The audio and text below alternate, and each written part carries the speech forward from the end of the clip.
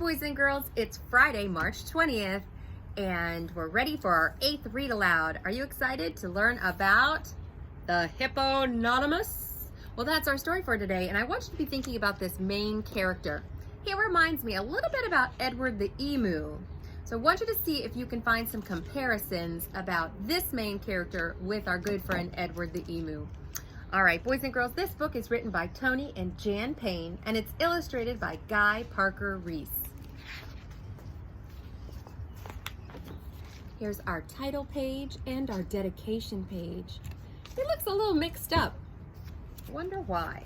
Let's see if we can figure it out. Portly was a very young hippopotamus. He didn't ask to be a hippopotamus. He was just born that way. And he wasn't sure he wanted to be one forever. Hippos stood up to their eyes in water all day. They ate boring old grass all day. What sort of a life was that?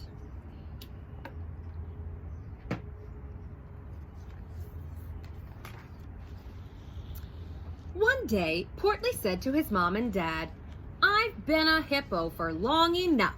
And now I want to be something else." "Impossible," said Dad, shaking his head. "You're a hippopotamus, and that's the way it is," said his mom.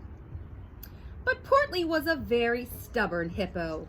"We'll see about that," he said, and stomped off. "It's time for me to be something more interesting and to eat stuff with some taste," he called back.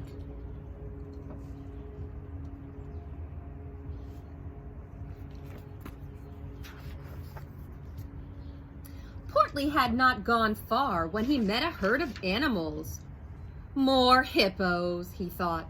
But as he got closer, he saw that they had big spikes where their noses should be.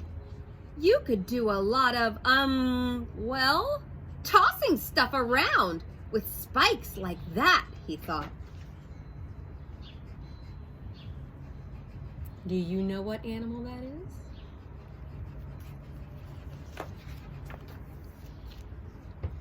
"Excuse me," Portly said politely to the nearest animal. "What sort of creature are you?" "I'm a rhinoceros," said the animal through a mouthful of twigs.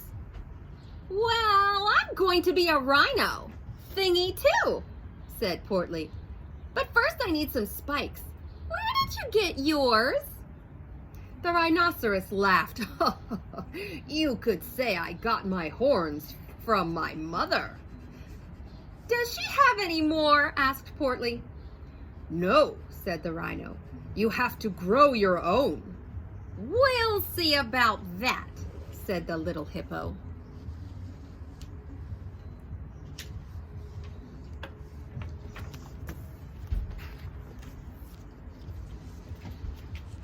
Portly found 2 pieces of wood and sharpened them until they were pointed like horns.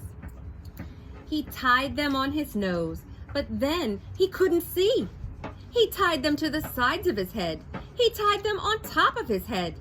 He tied them underneath his chin. No matter what, they just didn't look right. He turned around to ask for some advice, but the rhinos were gone. So Portly continued on his journey with the horns sticking out just anywhere.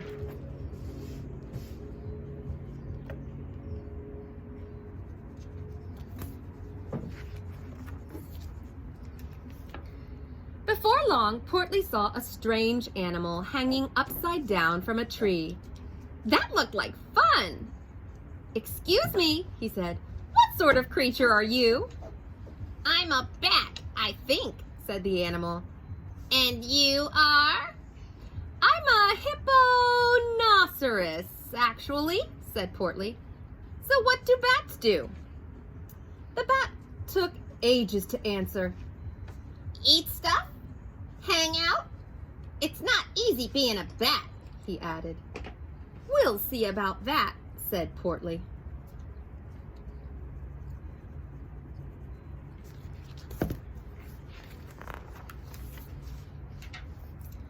He made some hooks out of bananas and tied them to his feet. Carefully, he climbed into the tree and then hung upside down. "Now what?" he asked. "Now," said the bat, "we wait." "For what?" Portly wanted to know. The bat thought hard. "Wednesday," he said. So Portly settled down to wait for Wednesday. But after 5 minutes, the banana slipped and he fell out of the tree. That's when Portly decided that 5 minutes was just about the right amount of time to be a bat.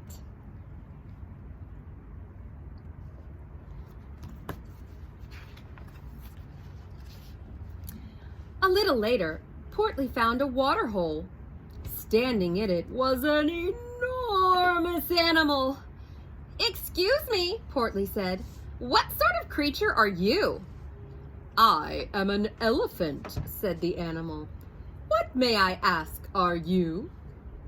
I'm a Hippo-NOT, and I'm going to be an elephant too," announced Portly. "I want to spit water out of my nose. I want to smell something when I'm here. And my nose is somewhere else. So I want one of those tube things, and I want some big flappy ears, and..." The elephant had to smile. "Wait a second, young Hippo-NOT. You have to be born with those things." But Portly was determined. "We'll see about that."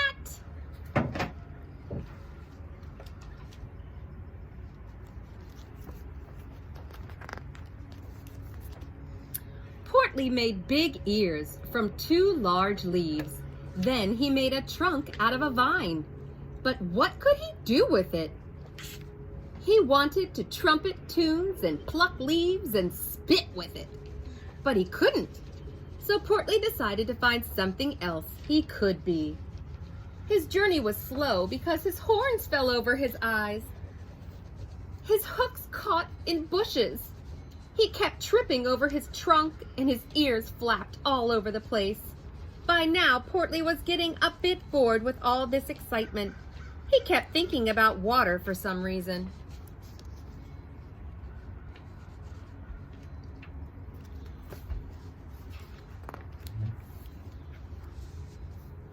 Portly had not gone far when he met some new animals. They started on the ground, like you and me, but ended up above the trees. "Excuse me," said Portly to a knobby knee. "What sort of creature are you?" A head appeared from the leaves. "I'm a giraffe," it said. "What do giraffes do?" called the little hippo. "Eat leaves, mainly," said the giraffe. "Can a Hippo-NOT eat leaves?" Portly inquired. "I should think a Hippo-NOT could eat anything," replied the giraffe. "Then I'll be a giraffe," said Portly. "But it takes years to grow all the way up here," exclaimed the giraffe. "We'll see about that," said Portly. It seems like Portly always has a solution for everything.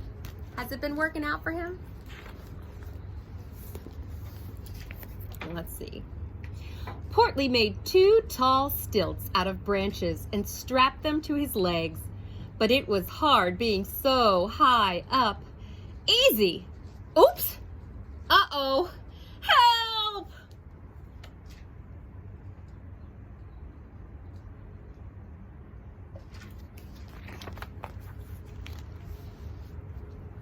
Portly was now as hot and as hungry as a hippo can be.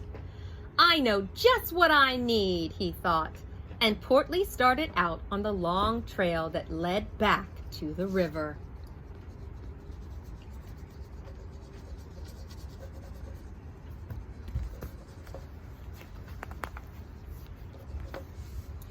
Portly's mom and dad were standing up to their eyes in water when they saw their son. "Excuse me," said Mom, knowing who it was, but not letting on. "What sort of creature are you?" "I'm a Hippo-NOT," Portly said proudly. "Well, are you hungry?" asked his mom kindly. "I'm afraid we only have boring old grass for supper. Do Hippo-NOT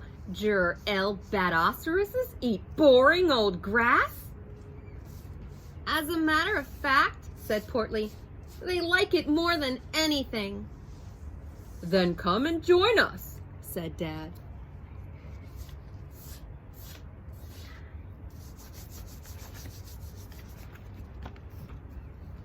So the young hippopotamus removed his stilts and slid into the river. The water felt wonderful, and the boring old grass tasted better than ever. He did not notice his ears floating away, his trunk sinking, and his his hooks and horns falling off. Mom smiled at Portly. Our own little hippo doesn't want to be a hippo anymore. So there's plenty of room for you, if you'd like to stay.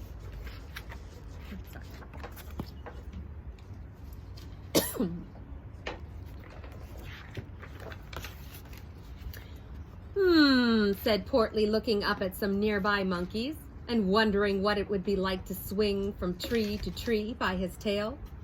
We'll see about that.